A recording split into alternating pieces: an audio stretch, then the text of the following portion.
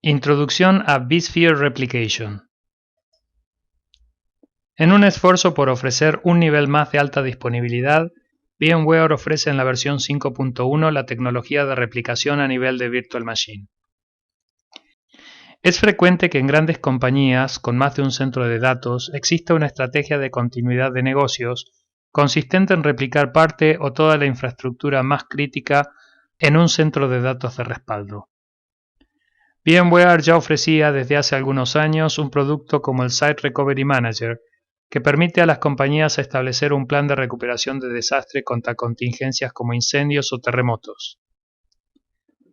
Generalmente esta replicación requiere que los datos almacenados en las cabinas de discos sean replicados en forma síncrona o asíncrona, lo que requiere un equipo costoso dado que la sincronización entre ambos sitios se realiza a nivel de data store y es llevado a cabo a través del hardware. En la versión 5.1 de vSphere, en cambio, VMware nos ofrece una opción de replicación a nivel de Virtual Machine, gestionada a través del Web Client o del vSphere Client y controlada a través de un Virtual Appliance, de manera de poder contar con una segunda copia de hasta 500 máquinas virtuales, con un punto de recuperación de hasta 15 minutos en caso de la pérdida de la máquina virtual original. Antes de ver la demo sobre cómo configurar esta característica, veamos un poco más en detalle cómo funciona. La solución soporta múltiples topologías. En esta imagen vemos una de ellas. Se trata de dos centros de datos gestionados a través de dos vCenters distintos. El data center de la izquierda tiene una serie de virtual machine que se desea proteger mediante el servicio de replicación, utilizando para ello el almacenamiento del data center de la derecha. Ambos están conectados por una red de nivel 3. En cada vCenter se ha instalado un vSphere Replication Appliance. Este se integra con el vCenter e instala los agentes de vSphere Replication en el hipervisor de los servidores ESXi del data center principal. Una vez que se activa el servicio de replicación en una Virtual Machine, los archivos que conforman la Virtual Machine serán copiados al Data Store remoto en un proceso de sincronización inicial. A partir de esa primera sincronización, los agentes controlarán aquellos bloques que vayan cambiando en el archivo VMDK original para que sean sincronizados en la carpeta remota. Este proceso se llama Block Tracking. Los agentes almacenarán los bloques modificados en un archivo Delta durante el tiempo que haya sido definido como objetivo de punto de recuperación o Recovery Point Objective, que puede ser un periodo de entre 15 minutos como mínimo y 24 horas como máximo.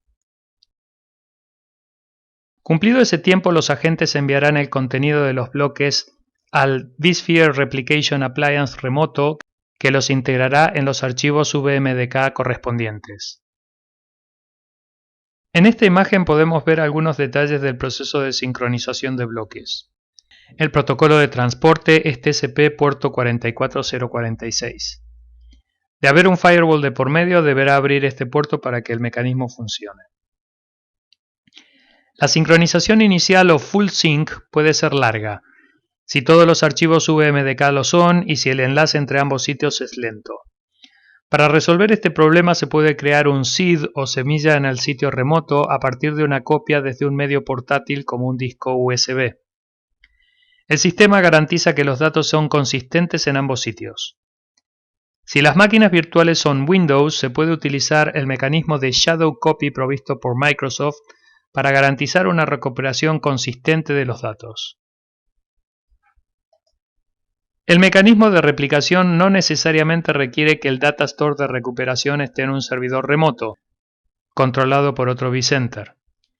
En esta imagen podemos ver una topología más sencilla a la izquierda, donde hay un solo vCenter que controla varios datacenters remotos, y la topología más simple aún, a la derecha, que consta en un solo vCenter que controla un solo datacenter.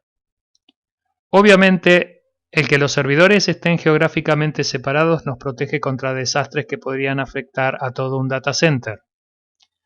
Por otro lado, seleccionar el data store en el mismo data center no presentará los problemas de ancho de bandas o demoras en aquellos casos donde los volúmenes de datos a sincronizar sean muchos. En el primer caso será necesario instalar un vSphere Replication Appliance en cada sitio remoto, además del vSphere Replication en el sitio principal. El vSphere Replication Appliance en el sitio principal cumple la función de ser el vSphere Replication Manager, es decir, que soporta la integración con el vCenter y sirve para monitorizar los procesos de sincronización. En cambio, los vSphere Replication Appliance en los sitios remotos solo llevarán a cabo la función de recibir los datos de los agentes del vSphere Replication y no interactuarán con el vCenter, pero habrá que configurarlos para que se conecten al vSphere Replication Manager. El segundo caso requiere solo un vSphere Replication Appliance que cumpla la función de Manager. Las réplicas de las máquinas virtuales se guardarán en un datastore controlado por el segundo servidor. Los datastores presentados por el servicio de replicación son aquellos manejados por el vCenter. Es responsabilidad del administrador seleccionar cuál es el datastore apropiado para conservar las réplicas. El sistema valida que el datastore seleccionado tenga espacio suficiente para almacenar la réplica. En esta imagen vemos las dos formas de instalar el appliance. La imagen superior instala el servicio de vSphere Replication Manager y se registra contra el vCenter Server. La imagen inferior instala solo el vSphere Replication Server Appliance, que requiere que el vCenter ya tenga instalado el vSphere Replication Manager. Otras ventajas del servicio de vSphere Replication son: las máquinas virtuales pueden replicarse independientemente de las características de hardware del almacenamiento. Los datastores origen y destinos pueden ser heterogéneos. La replicación es configurada como una propiedad de la máquina virtual.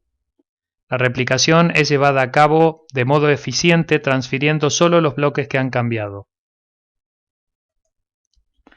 En esta tabla podemos ver la compatibilidad del vSphere Replication respecto a otras tecnologías. Observe, por ejemplo, que vMotion está soportado, pero Storage vMotion no. A continuación veremos una demostración con dos tipos de escenarios donde podemos aprovechar la tecnología de vSphere Replication. El primer escenario consta de un vCenter y un vSphere Replication Manager. El proceso comienza instalando el OVA del vSphere Replication en el vCenter principal, tal como lo demuestra la siguiente animación. El Virtual Appliance requiere 4 GB de RAM no reservadas y 12 GB de disco más 4 GB adicionales para el archivo de swap. Verifique que el servidor donde va a instalar el Virtual Appliance cumpla con todos los requisitos.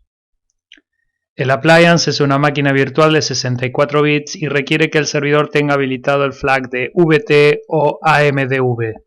Recuerde que es conveniente leer el EULA antes de aceptarlo. Seleccione el objeto en el inventario donde instalará el Virtual Appliance.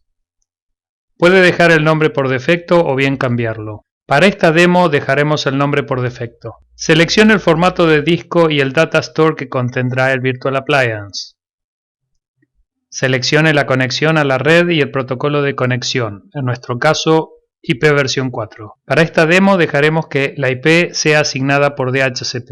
La IP puede cambiarse posteriormente si fuera necesario. Configure una password para la administración del Virtual Appliance. El usuario por defecto es root.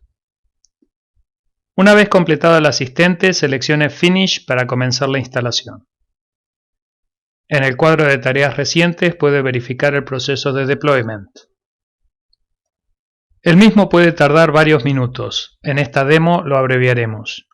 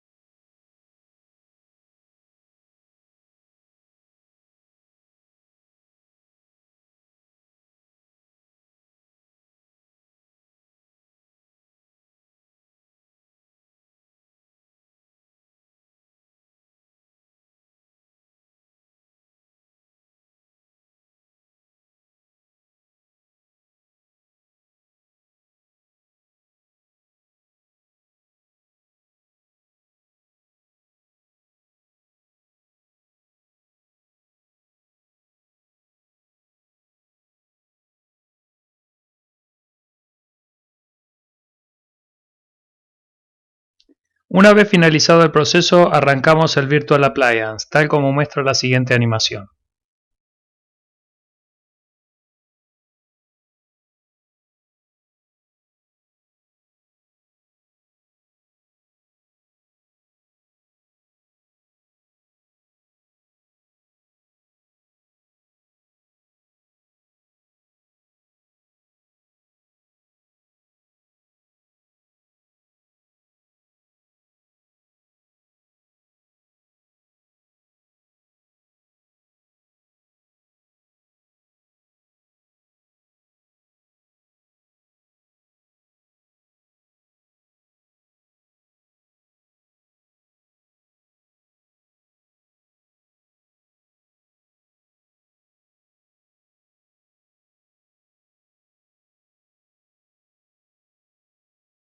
Una vez más, abreviaremos el proceso en unos cuantos segundos.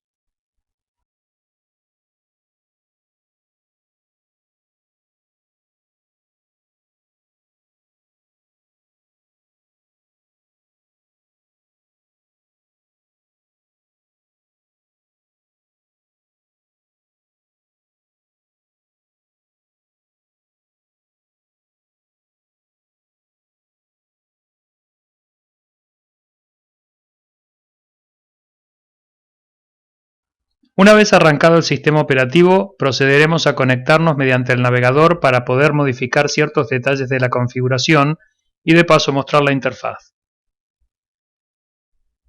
Como ya hemos dicho, el usuario es root y la password la que configuramos mediante el asistente.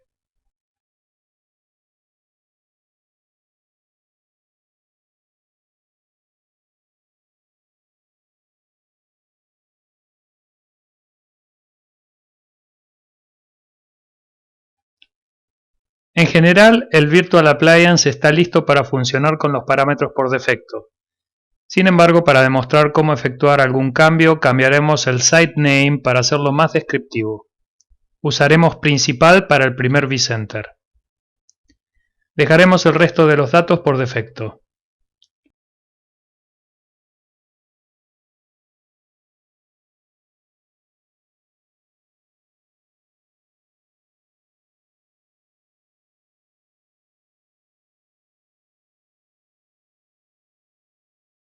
A continuación, salvamos los datos y volvemos a arrancar el servicio.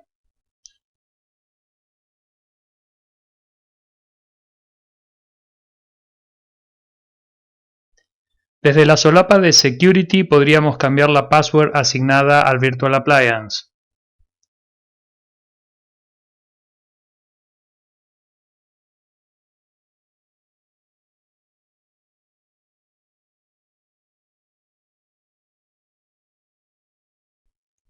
Y desde la solapa de Network Address podríamos cambiar la dirección IP.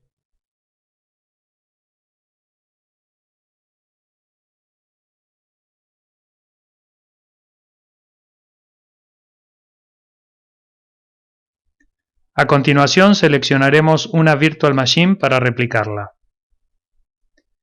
La máquina virtual está definida en un Data Store manejado por el servidor .18 llamado Local1.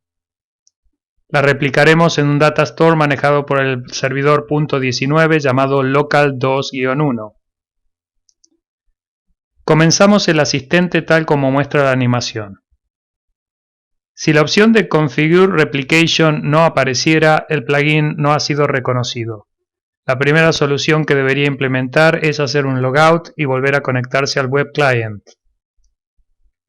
A continuación seleccionamos el Target Site, en nuestro caso el único que tenemos disponible hasta ahora.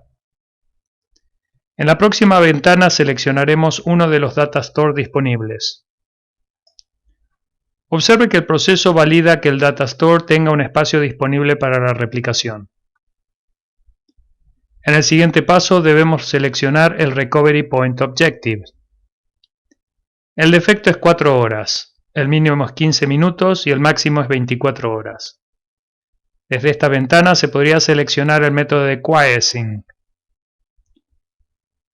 El único soportado en esta versión es Shadow Copy de Microsoft y no está disponible en esta demo porque la máquina virtual tiene instalado Linux.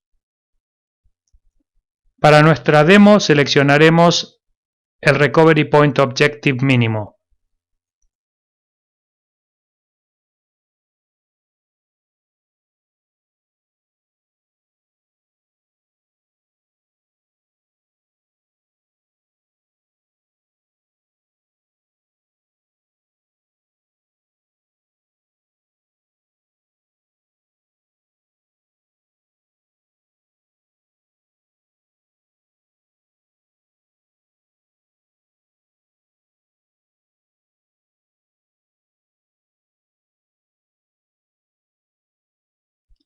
Si seleccionamos el Data Store Local 2-1, podemos ver que se ha creado una carpeta llamada Tiny.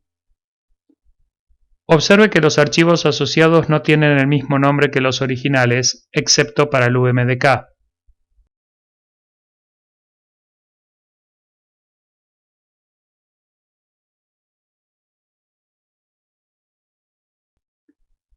A continuación podemos monitorizar si la Virtual Machine seleccionada ha sido replicada mediante la interfaz del vSphere Replication Manager, tal como se muestra en la animación.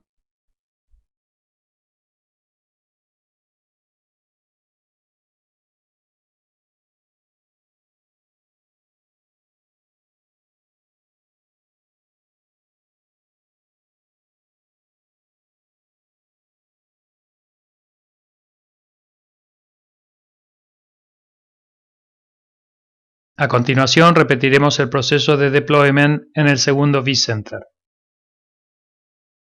Puede avanzar la grabación a voluntad.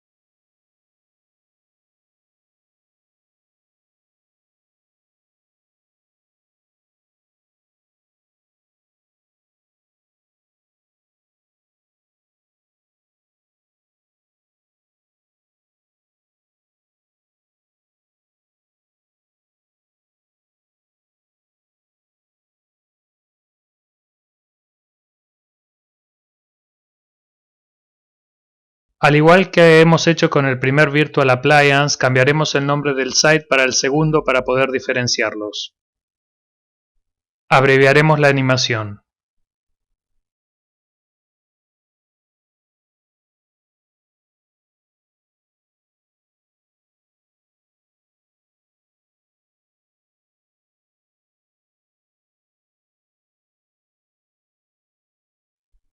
Observe que la opción de vSphere Replication no aparece en el menú. Para remediarlo haremos un logout y un login.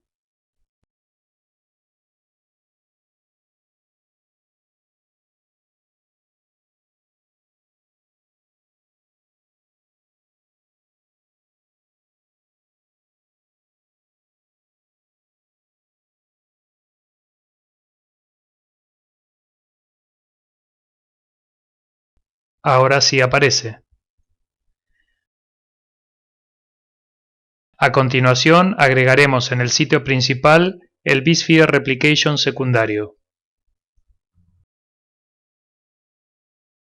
Observe que la dirección IP a agregar no es la del Virtual Appliance, sino la del vCenter en la que fue registrado el Virtual Appliance.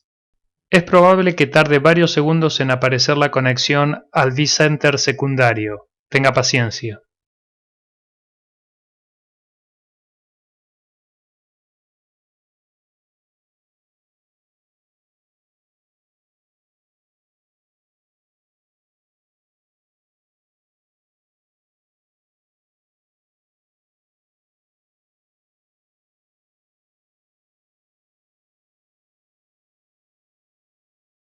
Finalmente podemos ver que ambos sitios tienen registrado el vSphere Replication remoto.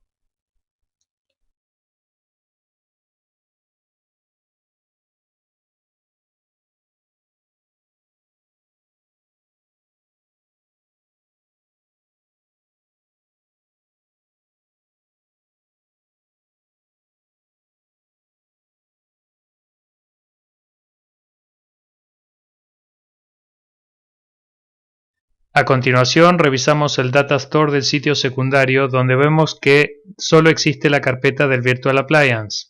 Nuestro próximo objetivo es replicar una Virtual Machine del sitio principal en dicho Data Store. Seleccionamos una segunda Virtual Machine del sitio principal, en este caso Tiny2. Haciendo clic con el botón derecho seleccionamos la opción All vSphere Replication Actions, Configure Replication. El asistente nos muestra dos sitios posibles. Esta vez seleccionamos el sitio secundario. La validación es exitosa. Para este sitio solo hay un Data Store disponible, que es donde queremos replicar la Virtual Machine. A continuación seleccionamos el Recovery Point Objective mínimo.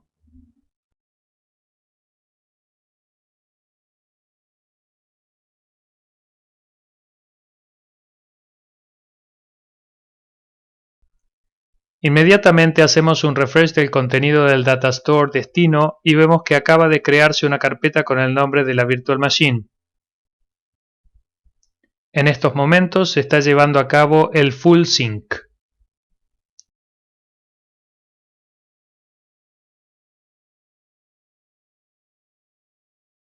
Monitorizamos ahora el proceso desde el vSphere Replication Manager en el sitio secundario.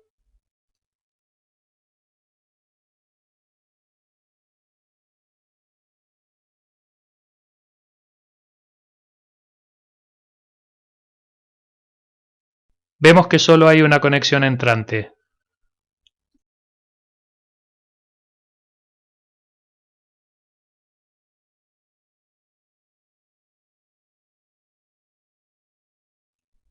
En el sitio principal, en cambio, vemos que Tiny2 es una conexión saliente. En cambio, Tiny es una conexión saliente y entrante en el sitio principal porque se replica mediante el mismo Virtual Appliance. A continuación veremos el proceso de recuperación de una Virtual Machine. Supongamos que la Virtual Machine original se ha perdido y necesitamos recuperarla desde su réplica. En el sitio secundario seleccionamos la réplica. Hacemos clic con el botón derecho y a continuación seleccionamos la opción Recover. El asistente nos muestra dos tipos de recuperaciones. La primera es recomendada en el caso de que los datos de la Virtual Machine original, es decir, el UMDK, todavía sean accesibles. El proceso haría un merge. La segunda es recomendada en el caso de que los datos originales se hayan perdido. A continuación seleccione el objeto del inventario que contendrá la Virtual Machine recuperada. Para nuestra demo seleccionaremos el propio Data Center. En el próximo paso seleccionaremos el servidor al que asociaremos la Virtual Machine. En el último paso el asistente nos muestra un resumen del proceso que terminaremos con la tecla Finish. Observe que podemos seleccionar si queremos que la Virtual Machine arranque una vez recuperada mediante el siguiente checkbox. Podemos monitorizar el proceso en el área de tareas recientes.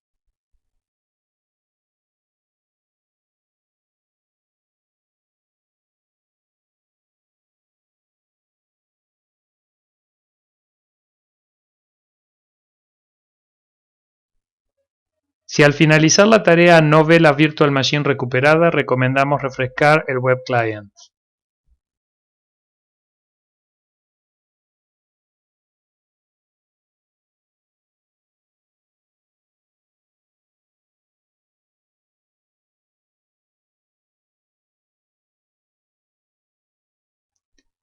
La Virtual Machine recuperada queda desconectada de la red por defecto para evitar conflictos de IP o nombres NetBIOS. Para que la misma quede operativa debemos proceder a conectarla, tal como muestra la animación.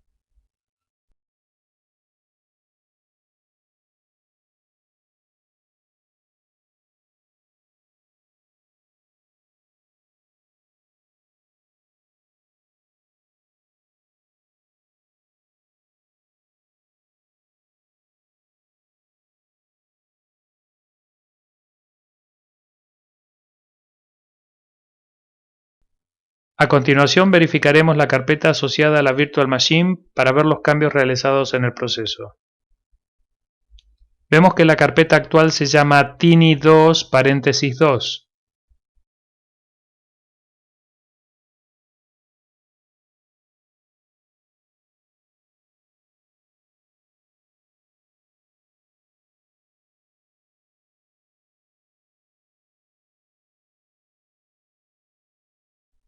Si hacemos un browse del Data Store, vemos que la carpeta original Tiny2 está ahora vacía. En cambio, la carpeta Tiny2 paréntesis 2 contiene los archivos de la Virtual Machine. Por último, verificamos el estado final de la Virtual Machine en el sitio principal y en el secundario. Vemos que en ambos sitios el estado de la Virtual Machine es consistente.